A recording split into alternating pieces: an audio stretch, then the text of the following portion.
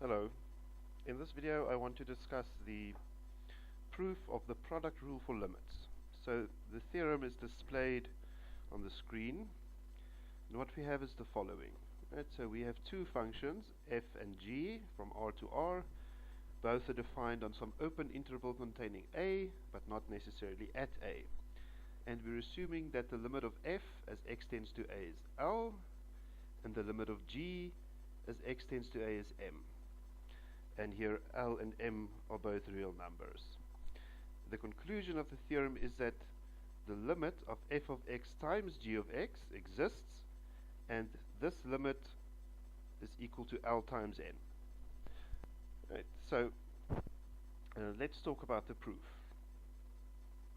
So we must develop a strategy for the proof, right, to see how we are going to go about doing this. So first we must ask ourselves, well, what do we know? Well, we know that the limit of f of x as x tends to a is L. Now what does that mean? Well, it means that if we look at the definition, for every positive epsilon there is a delta, right, bigger than 0, so that if the distance between x and a is bigger than 0 and less than delta, then the distance between f of x and L is less than epsilon. And likewise, we know that the limit of g of x as x tends to a is m. So again, what does that mean? Well, the definition says for every positive epsilon there is some delta bigger than 0, so that if the distance between x and a is bigger than 0 but less than delta, then the distance between g of x and m is less than epsilon. Right. This is essentially the first step when you want to figure out a proof, no matter what the theorem is. First identify exactly what is given and what it means. And now we move on and we ask ourselves, well, what is it that we need to prove? We need to prove that the limit as x tends to a of f of x times g of x is L times m. Right, so again, just writing down what that means in terms of the definition of a limit. For every epsilon there is some delta bigger than 0, so that if the distance between x and a is less than delta, then the distance between f of x times g of x minus L times m is less than epsilon. Right. So we now have to make a proof, right? And what is our proof? Well, it's supposed to be a roadmap, right? It's supposed to tell us how to get from what's given, so let's say assumption 1, A1, and assumption 2, right? We want to get from what's given, A1 and A2, to the conclusion, and let's call it B, right? So, what is it that we need to do? Right, well, if we look at what we want to prove, right, we want to make fx gx minus Lm less than epsilon. Right, so we ask ourselves, okay, what do we want to make small? Right, well, in other words, what do we want to get less than epsilon? L minus m, right? That's what we want to get less than epsilon, right? Now, what can we make small, right? In other words, what can we make less than epsilon? Well, two things, right? From A1, we get that we can make the distance between f and L less than epsilon, and in fact as small as we like. And from A2, we can make the distance between g of x and m less than epsilon.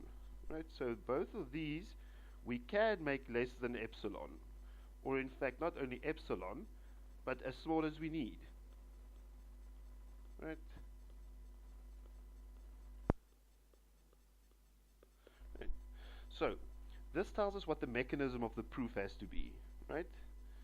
To get this one less than epsilon,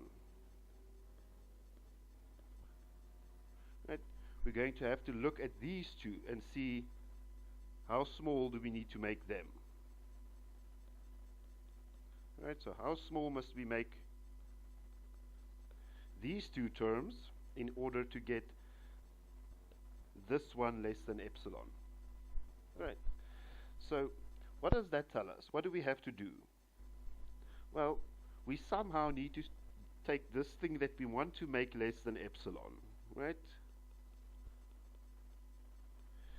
And we must relate it in some way to the things we can make less than epsilon, or that we can make as small as we need to, right? So we need to find the relation between what we've got here, right, what we want to make less than epsilon, and between what we've got there, right, the things that we know we can make small, right? So we need to see how these things are related to each other. Right, how can we do this? Well, what have we got here, right?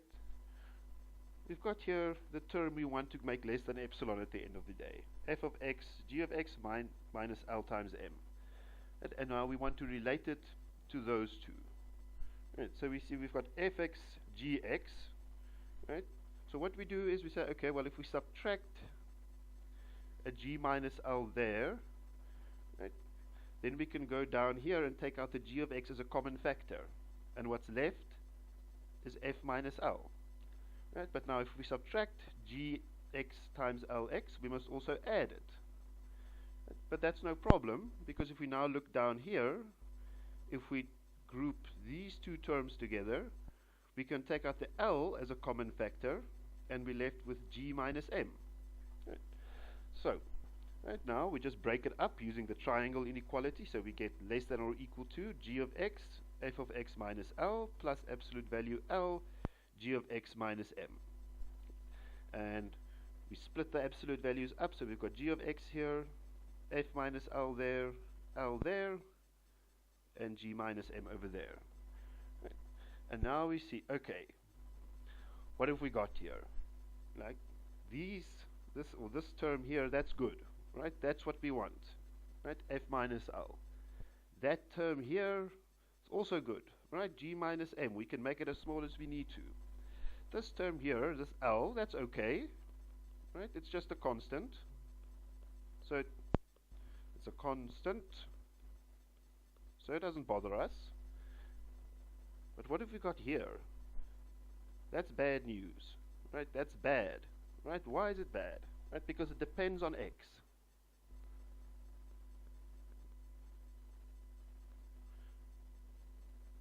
And remember, when we pick our deltas, it must only depend on epsilon, right? So this term here must be gotten rid of, right? It's bad, right? So what have we got? Right, here we've got the inequality again, right? We've got our good term here, we've got our good term there. That term is a constant, it's okay, and that's the bad term, right? It depends on x. We must somehow get rid of it, right? Now let's see. How do we get rid of this term? Well, again, we must just ask ourselves, well, what do we know? And right, we're dealing with g here, and we only know one thing about g, and that is that its limit as x tends to a is m. Right, so here I've drawn a picture of what this means. Right, so if you take some positive epsilon, right, you can find your delta, so that if you sit within this interval down here, of course except possibly at a, then then g of x is going to sit here between m minus epsilon and m plus epsilon. So that tells you that if you take an interval around a small enough, then g is bounded on this interval. Right. Look here, we've got a roof for G, right? G sits below that line m plus epsilon. Okay. So that means we can get rid of this G of x and bound it by a constant, but then we're going to have to take a small interval around A. Right, so what do? Well, we now just apply this idea, but with a specific value of epsilon. Right? So we say, well, we know that limit x goes to A of G of x is m, and now we take some specific value for the epsilon here. Right? Let's say we take it 1. Right? 1 is bigger than 0. Right? Which means we can apply the definition of a limit. Right? There is going to be some delta 1 bigger than 0, so that if the distance between x and A is less than delta 1, then the distance between G of x and m is less than 1. Right? So just applying the definition with epsilon as 1. Right? And we do that so we can get a constant bound for G. Right? But now what do we know? Right? So we want a bound for G of x. Right? What we've got over here is G minus m. Right? So what do? Well, we say, okay, we can bound G minus m, but if we subtract the m, we must add the m. Right? And now we apply the triangle inequality. This is less than G of x minus m plus absolute value m. Right? So if we combine these two things, right, what do we see? We see that if the distance between x and A is less than delta 1, then absolute value G of x is less than 1 plus absolute value m. Right? Where does the 1 come from? Well, we've got absolute value G less than or equal to absolute value G minus m plus absolute value m. Right? X minus A here less than delta 1. So that tells us G minus m less than 1. Right? And that's where we get the 1 over here. Okay. So now if we take this, what we've got here, right, and we combine it with this inequality 1 over here, what are we going to get? Right? That term there we now have a constant bound for. Right? The G. So what do we get? If x, the distance between x and A is bigger than 0 and less than delta 1, then what have we got? We've got absolute value f of x G of x minus L times m less than or equal to, right there, right, 1 plus absolute value m, right, we used to have G of x there, right, and then we still have our f minus L, our L, and our G minus m. And this is now perfect. This is exactly what we need, right, because we've got this good term that we can make small times a constant, and we've got this good term which we can make as small as we need to times a constant. Right? But we must remember that this inequality comes at a price. Right? Distance between x minus a must be less than delta 1. Okay, now let's move on. Right? Now we've got the right inequality. Right?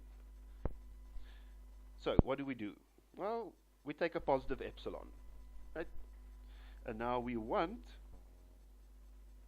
this to be less than epsilon. Right? And now we must ask, okay, if we want fx gx minus lm less than epsilon, how small do we need to make these two terms? Well, if we take this whole thing there and we make it less than epsilon over 2, and we take this whole thing here, right, and we make it less than epsilon over 2, then surely we'll get fx g of x minus Lm less than epsilon. Right? So that means we must make both of these whole things less than epsilon over 2. So now we ask, okay, how small should f minus L be? Well, we want the whole thing less than epsilon over 2, so we should make this less than epsilon over 2 times 1 plus absolute value m. Right? Then this term here is going to be less than epsilon over 2. Right? And now we look at g minus m. How small should we make that? Well, if we look at this, then our immediate response is O. Right? We want that whole thing less than epsilon over 2, so we must make g minus m less than epsilon over 2 absolute value L. Right? But here is a problem. Right? What if L is 0? Right? Because we never specified anything about L except that it's a real number, so it could potentially be 0. And if L is 0, then that expression is undefined, right? So what do we have to do? We just have to modify this expression a little, right? We need to make it smaller. So what do? We don't use this. We say g minus m must be less than epsilon over, and now again 2, but not L, absolute value L plus 1. Right? So note that this is smaller than epsilon over 2 absolute value L. So in the case when L isn't 0, in other words, when that makes sense. So this will also work, but unlike this expression here, it's always defined, right? Even when L is 0. All right. So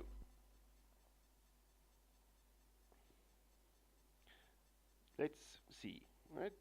We need to make f minus L less than epsilon over 2, 1 plus absolute value m, right, over here. And we need to make g minus m less than epsilon over 2 absolute value L plus 1. Right? And of course we can do this, right? Because limit as x goes to a of f of x is L, right? So there's a delta 2 bigger than 0, so that if the distance between x and a is bigger than 0 and less than delta 2, then the distance between f and L is less than 2 over epsilon over 2 1 plus absolute value m, right? Which is what we want here, right? And likewise, as x tends to a, g of x tends to m, so there is a delta 3 bigger than 0, so that if the distance between x and a is less than delta 3, then the distance between g and m is less than 2 epsilon over 2 1 plus absolute value L, right? Which is what we want there. Right? So now let's put it all together. Right? So let's see, what have we got here? Well, first we've got our master inequality, right? This one, which we derived in the beginning. Right? So then we need to get rid of the g, right? And how did we do that? Well, using the fact that limit x goes to a of g of x is m.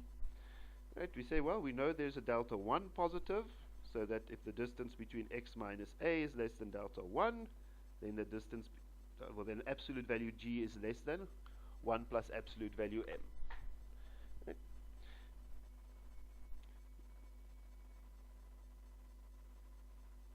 We also have, right, there is a delta 2 bigger than 0, so that if the distance between x and a is less than delta 2, then the distance between f and L is less than epsilon over 2 1 plus absolute value m. And lastly, we know that there is a delta 3 bigger than 0, so that if the distance between x and a is less than delta 3, then the distance between g and m is less than epsilon over 2 1 plus absolute value L. Right. So this is what we all have now. And now we just have to put it all together. Right? And remember, the end goal is to end up here with distance between f and times g minus an L times m less than epsilon. That's what we want to end up with, right? And to get to this, we need all three of these, right? We need 2, we need 3, and we need 4. Right? So now the question is, okay, how do we pick our delta, right? Well, we need 2, we need 3, and we need 4. Right? To use 2, we need distance x minus a less than delta 1.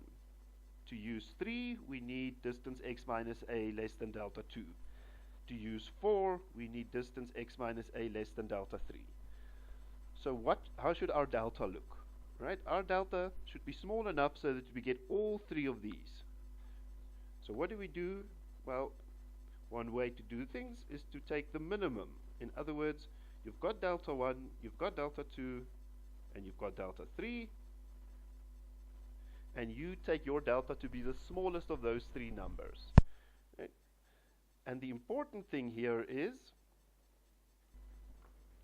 that delta is smaller than delta 1, delta is smaller than delta 2, and delta is smaller than delta 3. Right? So what happens when the distance between x and a is less than delta? Well, three things happen.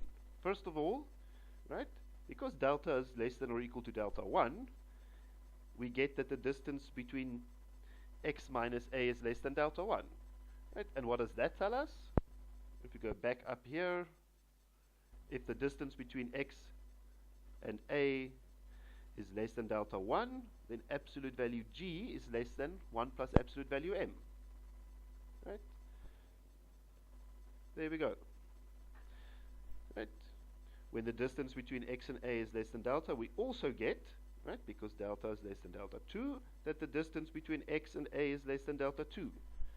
So that tells us that the distance between f and L is less than epsilon over 2, 1 plus absolute value m. Right? The last thing is, because delta is less than delta 3, if the distance between x and a is less than delta, then the distance between x and a is less than delta 3. And that tells us that the distance between g and m is less than epsilon over 2, 1 plus absolute value L. Right? So now we just go back to our master inequality. Right? We say, okay, well, our master inequality tells us that if the distance between x and a is less than delta, then, right, here's our master inequality. Well, that should be less than or equal. Now we just see, okay, g minus x in absolute value, that's less than 1 plus absolute value m. Right? That's the first term. The second term, what happens to it? F minus L, it's less than epsilon over 2 absolute value m plus 1. Right? We've got our L, right? And now what happens to the last term? G minus m. Well, we look up there and we see it's less than epsilon over 2, 1 plus absolute value L. Right?